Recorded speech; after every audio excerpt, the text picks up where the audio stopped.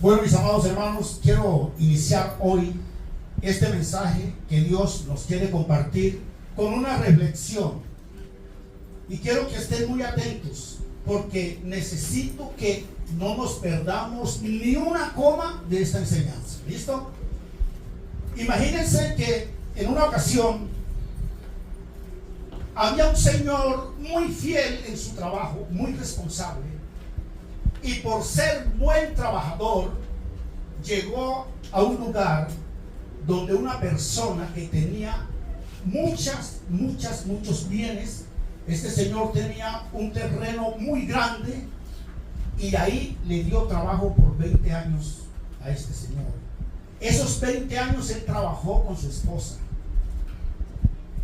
Pasaron los 20 años después de haber recibido sus pagos puntuales, después que le hayan pagado todas sus prestaciones. Ya el hombre se tenía que retirar de esa finca donde trabajaba. Y el día que tenían todo listo, ya habían organizado el trasteo, porque salían al día siguiente muy temprano. El patrón, luego de liquidarlo y pagarle todas sus prestaciones, le dijo: espere un momento porque todavía falta algo.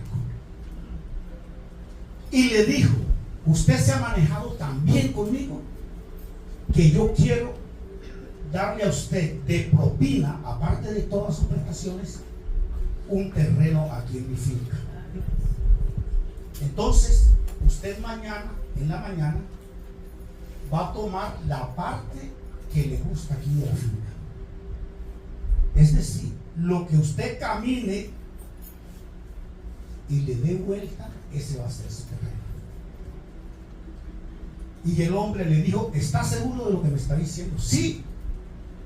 Entonces automáticamente la esposa pensó: bueno, que camine 5 minutos hacia allá, 5 hacia allá, 5 hacia allá, 5. Son 20 minutos y nos va a quedar un buen terreno. Pero el hombre al día siguiente se levantó en tenis, en pantaloneta y salió a trotar, porque él dijo que esa oportunidad no la va a perder. Y empezó a correr desde las 5 de la mañana en ese terreno. Eran las 4 de la tarde y todavía estaba corriendo.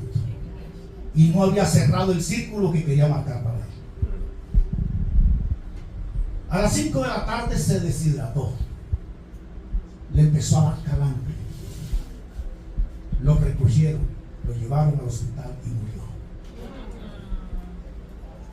Pregunta: la bendición que iba a recibir, ¿en qué la convirtió él? En una tragedia. ¿Por qué? ¿A qué creen que se debe esto? Algo que se llama avaricia. Tenía una oportunidad linda en sus manos. Ya le habían pagado 20 años de trabajo, las prestaciones, la liquidación. Y no se quiso conformar con un pedazo de terreno, quería abarcar mucho. Entonces el tema que les quiero compartir en esta mañana tiene que ver con el peligro de la avaricia. La avaricia te puede llevar a convertir una bendición en una maldición. Por eso necesitamos estar muy atentos con este tema. Y ahora, cuando miramos qué es avaricia, por aquí encontré una respuesta, que es el afán desmedido de poseer algo. Son los deseos excesivos. Eso es ser avaros. Entonces, quiero que estemos muy atentos. Si alguien tiene deseos excesivos, alguien tiene afán desmedido de poseer algo, esa persona, con tal de conseguir lo que tiene en su deseo excesivo, puede violar unos principios. Y la gran pregunta es: al violar estos principios y ser avaro, ¿eso es pecado o no? ¿Qué opinan ustedes? La avaricia es pecado. Y es un pecado que no es ajeno, porque de pronto podemos pensar: sí, puede ser un pecado, pero no es tan grave. Y entonces la gran pregunta es, ¿qué diferencia hay entre la avaricia, el adulterio, la fornicación, el chisme, el odio, el rencor, la falta de perdón? ¿Qué diferencia hay en todas esas cosas? Ninguna diferencia. Entonces, mis amados, quiero que nos ubiquemos en el libro de Lucas. Vamos a iniciar con este verso. En el libro de Lucas, capítulo 12, verso 15. Aquí dice Jesús: mirad y guardaos de toda avaricia, porque la vida del hombre no consiste en la abundancia de los bienes que posee. Y en Mateo 6:33 también dijo: mas buscad primeramente el reino de Dios y su justicia, y todas estas cosas os vendrán por añadidura, serán añadidas. Los bienes materiales solo son añadidura de la obediencia y la sabiduría. La avaricia, mis amados hermanos, le costó a Eva que la expulsaran del paraíso. Y quiero que se ubiquen en Génesis capítulo 3, verso 6. Y vamos a comenzar a mirar ciertos detalles sobre la avaricia. ¿Alguien de casualidad conoce a un avaro? Esa gente que con tal de conseguir lo que quiere no le importa llevarse al que sea por delante. No le importa mentir, no le importa engañar. ¿Cuántos están ubicados? Génesis 3:6. Y vio la mujer que el árbol era bueno para comer y que era agradable a los ojos, y el árbol codiciable para alcanzar la sabiduría. Iglesia, la sabiduría solo viene de Dios, no de la desobediencia. Pero esta mujer se le aparece la serpiente, y esas son las estrategias del enemigo: a decir mentiras y hacernos ver lo malo como bueno. Por eso ella tuvo afán de hacerse una mujer sabia. La gran pregunta es, si ya Dios le había dicho que no comieran de ese árbol, ¿por qué decidió hacerlo?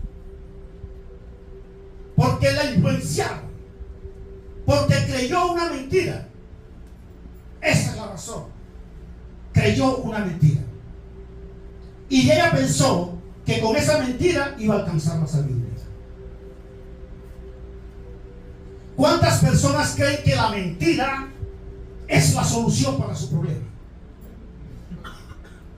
Y entonces mentimos con mucha facilidad, porque pensamos que con eso ya vamos a solucionar algo. Pero como buena mentira del enemigo, lo que haces es que te hundes más, porque cada vez que vas a encubrir una mentira tienes que decir otra, y así sucesivamente hasta que se pierde la credibilidad. Y eso es lo que el enemigo le quiere quitar a la iglesia, la credibilidad. Amén. Ustedes no han escuchado personas que dicen: yo no le creo a los cristianos. ¿Por qué? Porque hay cristianos mentirosos. ¿Sí? Entonces, lo que hizo la serpiente fue hacer que Eva violara los principios que ya estaban establecidos. La iglesia de Jesucristo hoy tiene unos principios que están establecidos, y la avaricia es una de las armas del enemigo. ¿Para qué? Para alejarnos de la presencia de Dios. Por eso fue que a Eva y a Adán lo expulsaron. Vamos a continuar leyendo, que todavía no hemos terminado el verso 6. No se me alejen de ahí. Entonces, dice, y tomó de su fruto y comió. Y dio también a su marido, el cual comió así como ella. La avaricia tiene un problema muy grande. Y es que no solo le hace daño al que es avaro, sino que también le hace daño a los que están en su entorno. Un avaro codicioso perjudica a su familia. Un cristiano avaro daña la imagen de la congregación. Aunque la congregación no esté en ese cuento, pero dicen, ese se congrega en la primera iglesia bautista. ¿Saben que yo me he dado cuenta que la pastora muchas veces la llaman a ponerle queja de cosas que solamente porque es la pastora? Y porque la persona que comete el error se congrega aquí. Y lo mismo pasa en la familia, lo mismo pasa en la empresa, lo mismo pasa en cualquier parte donde tú estás. Cuando yo fui militar, habían soldados muy desordenados, pero cuando un soldado cometía un error, no decían el soldado Álvarez, decían los soldados pasaron por aquí y robaron. Porque donde hay un avaro, perjudica a todos su entorno. Ahora bien, en el mismo capítulo 6, ahora en el verso 24, vamos a mirar la consecuencia de la avaricia. Me imagino que no se me han alejado de ahí. Dice el verso 24: echó pues fuera al hombre y puso al oriente del huerto de Edén querubines. Adán y Eva los expulsaron y en su lugar quedaron querubines. La gran pregunta es: la avaricia los llevó a ser expulsados del paraíso, ¿cierto? Pero lo que yo les quiero decir es, iglesia, no permitamos que la avaricia nos haga expulsar del lugar de privilegio donde Dios nos ha colocado. Mira si donde Dios te tiene es un lugar de privilegio. Y mira a ver si la avaricia o el enemigo a través de la avaricia te quiere sacar de ese lugar. Lo mejor que nosotros podemos hacer como pueblo de Dios es movernos guiados por el Espíritu Santo. No que nos expulsen por ávaros. Y saben algo, que cuando Dios te mueve de un lugar es para colocarte en un lugar mejor. Esas son las formas, o así es la forma como Dios te mueve, siempre para estar mejor. Por eso dice la palabra que nosotros, si estamos guiados por Dios, siempre vamos de triunfo en triunfo y de victoria en victoria. Entonces, mis amados, es importante tener esto en cuenta. Pero viene la gran pregunta: ¿cuál es el origen de la avaricia? Y quiero ser aquí ilustrarles un poco. Ustedes saben, cuando mezclamos colores o témperas, azul con amarillo, ¿saben qué color da? Los estudiantes, a ver, da verde, ¿cierto? La mezcla de los colores. Del mismo modo, la avaricia es la mezcla de la desobediencia y la mentira. De la desobediencia y la mentira colorea la avaricia. Y entonces nosotros muchas veces pensamos que no, el ser desobediente es normal. Una mentirita piadosa no hace daño. Pero donde hay mentira y hay desobediencia, por ahí cerquitica está la avaricia. No está muy lejos. Ahora sí, La pregunta: ¿alguien tiene un hijo desobediente en la casa? De casualidad. ¿Alguien tiene un hijo que dice mentiras en la casa? Eso es una alarma que algo no anda bien. Tenemos que tener mucho cuidado, porque si hay alguien que ya está mintiendo, si hay alguien que ya está justificando la desobediencia, por ahí cerquita está la avaricia. ¿Sí? Desafortunadamente, muchos padres y muchas madres no estamos teniendo cuidado con eso. Y ya nos parece normal decir: es que los jóvenes de ahora son rebeldes, es que los jóvenes de ahora son mentirosos. No es normal, es obra del enemigo. Y esto, lo único que el diablo está buscando con esta situación es que nosotros empecemos a crear una generación de desobedientes, una generación de flojos, de mentirosos y cobardes. Entonces, ahora somos tan buenos padres que no queremos que los hijos sufran. Todos se lo solucionamos, hasta le hacemos las tareas.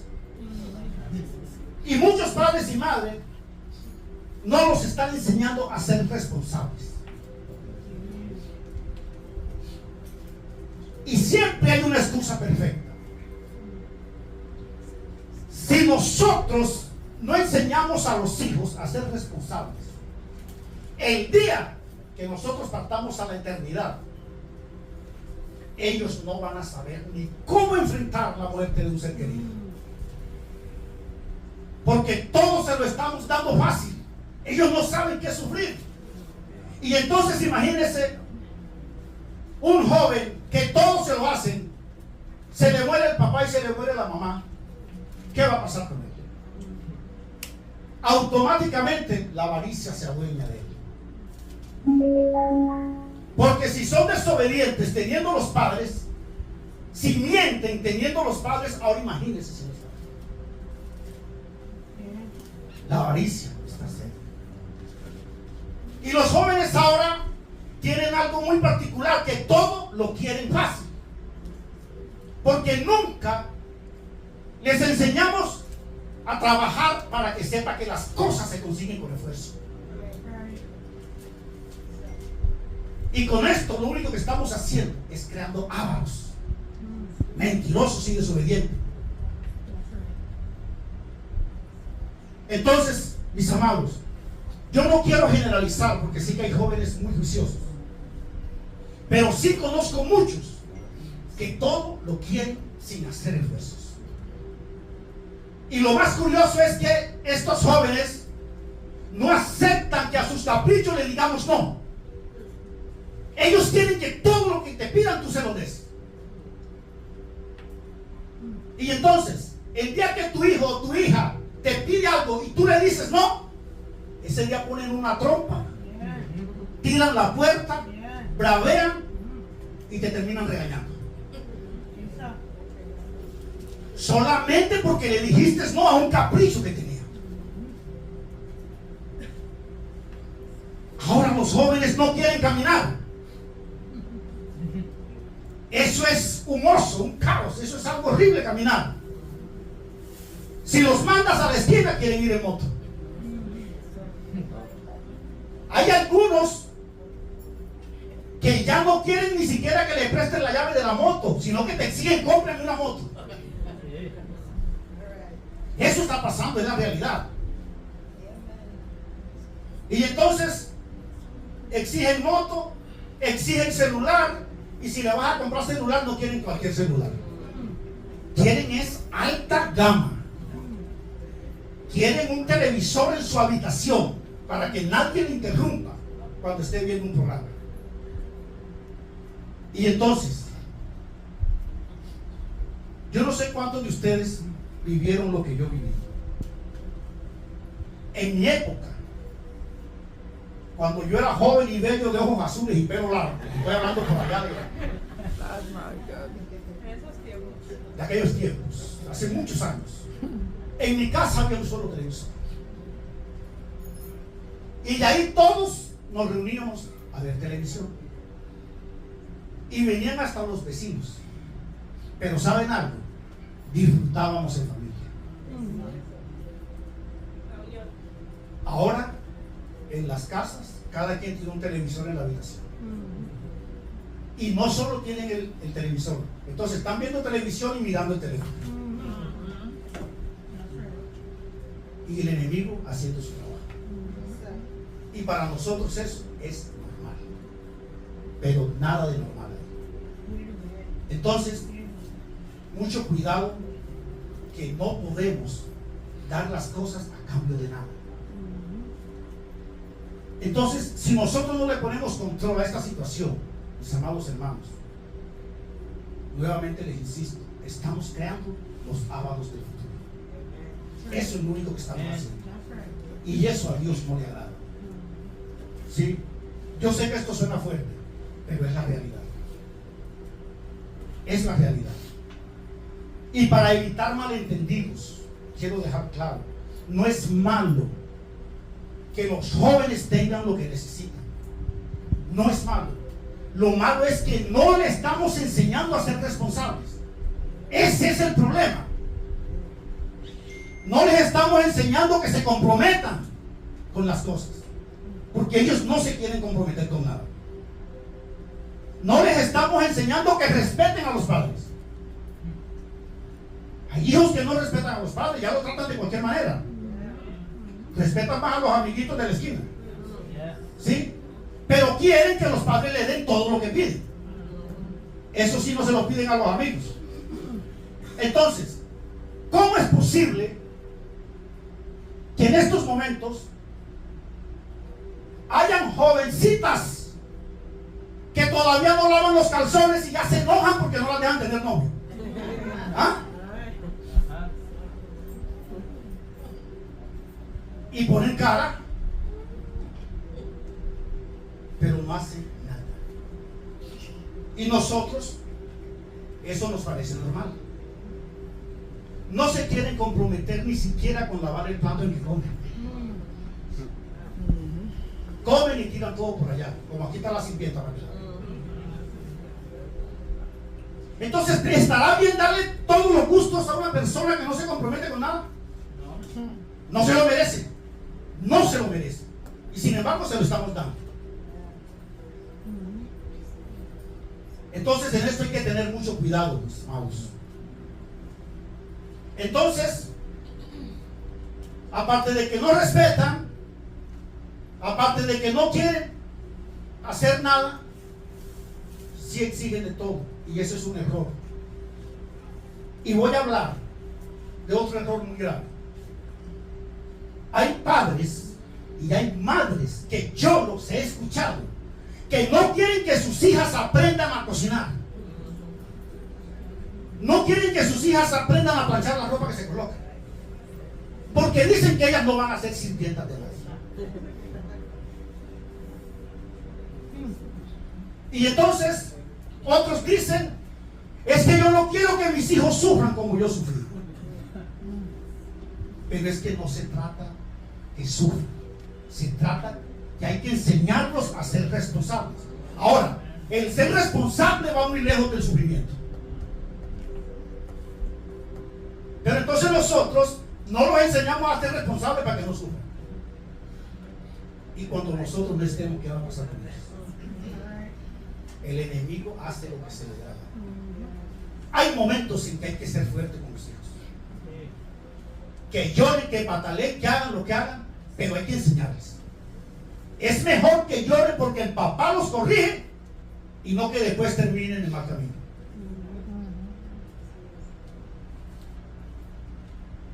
Los que son contemporáneos conmigo de allá del Antiguo Testamento sabemos que cuando nuestros padres nos corregían era duro.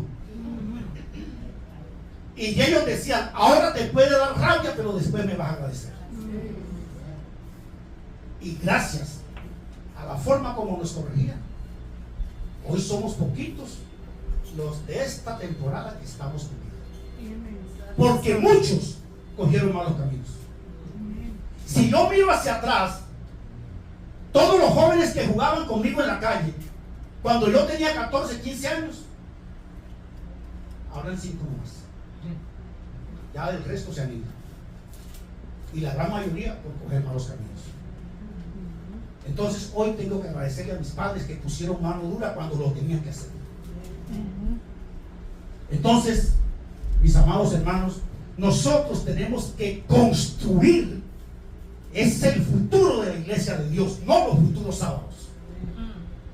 No podemos decir que estamos haciendo la voluntad de Dios cuando estamos dejando que los hijos hagan lo que les da la gana. Eso sería muy incoherente. Ahora, un joven desobediente le llega la serpiente enviada por el diablo, haciéndole ver lo malo como bueno, y cae redondito en la avaricia. De una vez. Entonces, ya esto está claro, que la avaricia nace de la mentira y la desobediencia. Y por ende, termina convirtiendo a la persona en mentiroso. Porque si tú siembras un palo de mango, vas a recoger mango.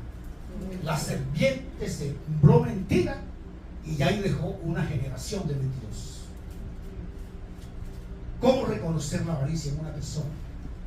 Cuando dice mentiras. Y de pronto las personas dirán, no, yo digo mentira, pero no, yo no se habla. Por ahí cerquita está la avaricia. Por ahí cerquita está. Y en el momento que se dé la oportunidad, de una. Entonces, dice la Biblia en Segunda de Reyes, el capítulo 5. Quiero que se ubiquen ahí en el capítulo 5. No vamos a leer mucho porque voy a parafrasear aquí algo y ya luego les digo en qué versículo nos vamos a ubicar. Y les voy a parafrasear para decirles que había un joven que sí que era siervo del profeta Eliseo. Sé que más de uno de ustedes han leído esta historia. El general Naamán llegó donde Eliseo para que le curara una lepra. Pero este general llevó muchos bienes para darle al profeta. Pero el profeta no le recibió nada, para que él no fuera a pensar que Dios iba a hacer la obra por dinero. Luego el general se fue con toda la fortuna que llevaba, y el siervo del profeta se fue tras el general. Se lo alcanzó y le dijo que el profeta había mandado decir que le mandara plata, oro, vestimentas, qué sé yo. Y el general le creyó porque como era el siervo del profeta, le entregó lo que le dio. Pero eso era falso. El profeta no había mandado a pedir nada. Y yo estoy seguro que si aquí alguien va a un lugar y pide algo a nombre de la primera iglesia bautista, se lo entrega. Y más si es una persona del liderazgo. Pero si no hay una orden de hacerlo, ya está actuando mal. Y entonces cuando este joven viene, ya el profeta sabía lo que estaba haciendo. Y cuando le preguntó de dónde venía, dónde estaba, él le mintió. Él no ha vivido en ningún lugar. Hasta ahí estamos. Ahí resumí en pocas palabras. Yo sé que ustedes han leído esa parte. Entonces, vamos a ubicarnos en 5:27. O sea, en el capítulo 5, el verso 27, para que veamos a raíz de la palabra lo que sucedió. ¿No se me habían ubicado? Por tanto, la lepra de Naamán se te pegará a ti por mentiroso y a tu descendencia para siempre.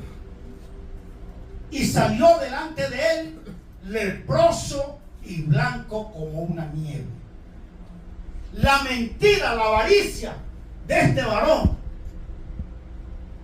lo llevó a que recibiera la lepra que tenía el general. Por una mentira. Eso se le llama avaricia. ¿Qué le podía faltar a este varón que andaba con el profeta?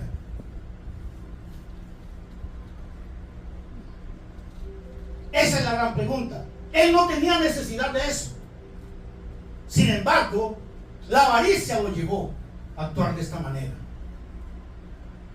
Entonces, lo que les quiero decir es que la mezcla entre la desobediencia y la mentira se convierte en avaricia.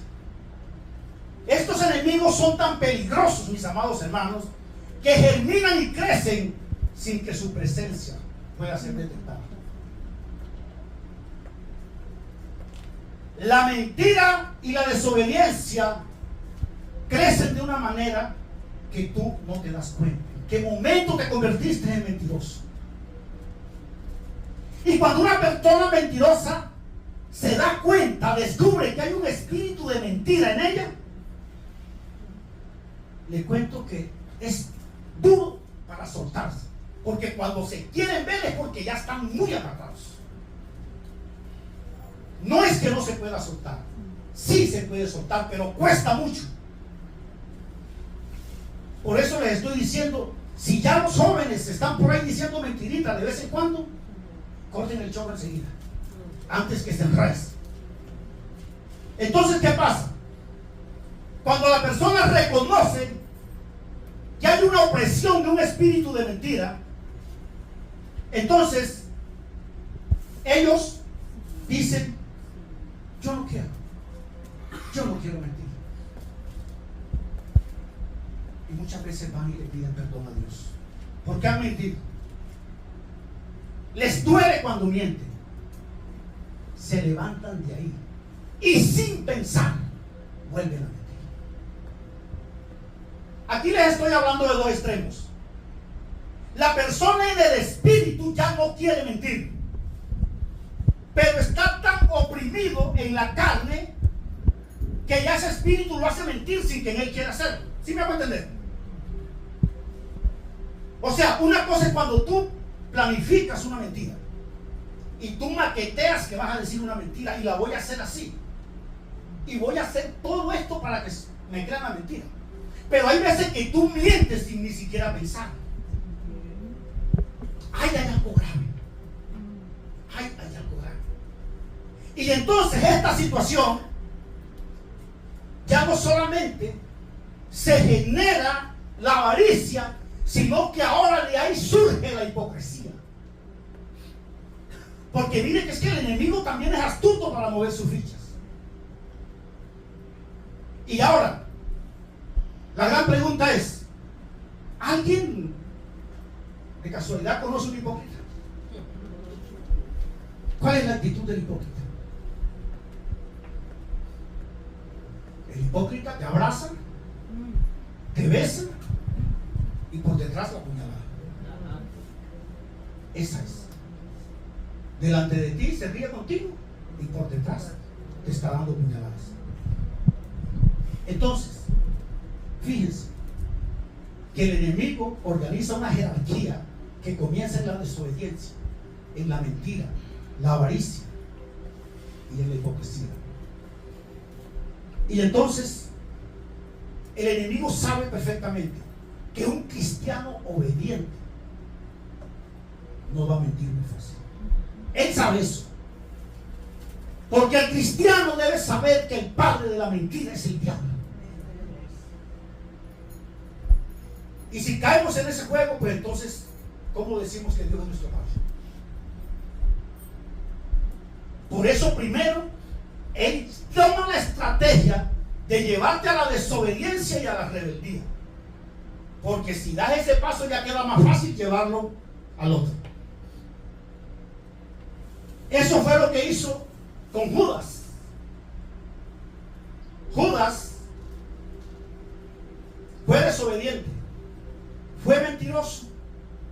Judas fue ladrón, fue avaro y fue hipócrita. ¿Y cómo fue su fin? ¿Alguien sabe?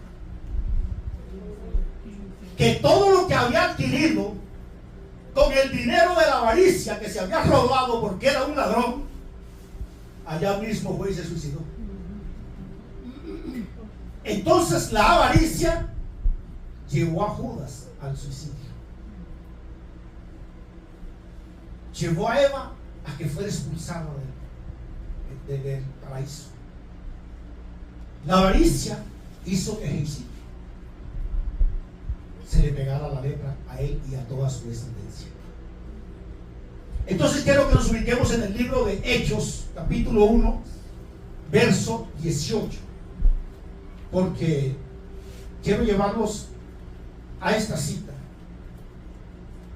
para que miremos cómo fue el final de Judas. Hechos 1, 18.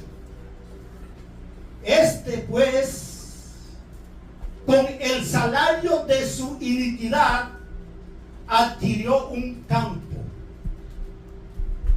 y cayendo de cabeza en el campo que adquirió con el dinero de la avaricia, se reventó por la mitad, y todas sus extrañas se derramaron.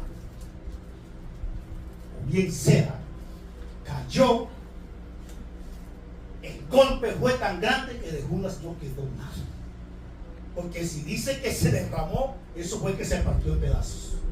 No sé quién tiene en otra versión este verso, que me lo lea.